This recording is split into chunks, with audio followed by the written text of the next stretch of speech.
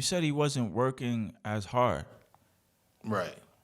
And that's interesting because he saw that the sport could be taken from him with cancer.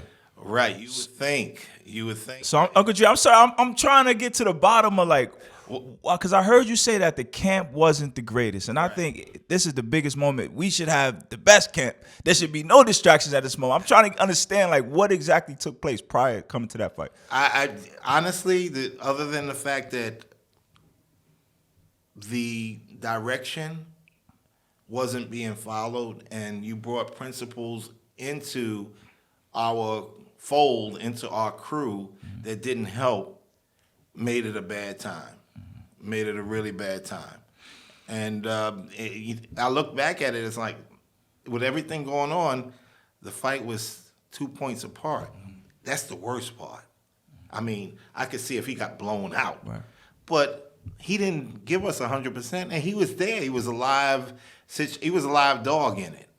So when we had some falling outs after that, and actually Keith Conley, my little brother from another mother, his father, Pops Conley, he said, "You guys need to talk because you never know what will happen, and you don't want something to happen and then you haven't said a word about whatever." Right. You guys spoke in, what was this, March? There was a meeting we saw, March 2021. Right. But the Canelo fight marked the end of you guys' working relationship for about 2 years. Exactly. How did you learn that that was going to be the end of you and Jacob working together? Oh, I didn't. I never had spoken to Danny. After the Canelo fight? After the Canelo fight, the last words I said to him were, "You okay, son?" And he said, "Yeah, I'm okay." And the next day, which was Sunday, we all started going home. I hadn't heard from him for maybe about 2 years or so. Did you reach out to him and say it was time to get back in the gym? Like, A couple times I did try to get in contact with him, but they usually don't pick up the phone after a fight. I know that. everybody got to go their separate ways. It's a little protocol thing, but it was different. It was different. So, and then I'm hearing in between that, he was going to go in a different direction. I said, listen, if you want to go in a different direction, that's fine by me. But the least you could do is communicate that so that I would know what, who, what, where, why, and when. But you just don't drift off into the sunset without explaining something of this magnitude to the person who has been with you as long as I have. Right. We heard that there were maybe some disputes financially after that fight. Yeah, they were also, and it's just unfortunate. It's really, really unfortunate that it had to go in those directions, and we had to get down to the nitty-gritty to make everything okay. What was it? You weren't being compensated what you thought was fair? Correctly, of course, yeah. And at that time, I was like, okay, I'm not going to say, I never said anything bad about Danny. I never did. That's not my nature anyway. I'm not going to put you out there. I'm not going to break you down. I'm just going to say what is. And some things are right and some aren't. And when you go about the business of not being right, then it has to be addressed, no matter what it might be. So did you eventually get your compensation? Did you have to take it to a court system? Well, no, we worked it out. Okay. We worked it out, so, Okay. and which was a little bit better for what eventually ensued in the meeting that we had to talk about what might have been wrong and everything else. We saw you on the gram in March 2021, you and Danny Jacobs back together. You said his manager has said, yo, y'all need to talk. Right. What can you tell us about that meeting? How was it to see him? Well, he came in. I was a little reluctant to show any emotion about it, but he came over and gave me a hug, and then we started sitting down and talking and hashing it out. These things should have never happened, and unfortunately, sometimes they come up, and you just have to work them out. It's just like any other relationship in life. You might have a falling out with a family member. You have to work it out. That's just the bottom line. And that's what we did. We worked it out, and I said, well, listen, you have this much time left for what you want to do. You want to be in the Hall of Fame? We're going to grind and dig, and that's the goal now.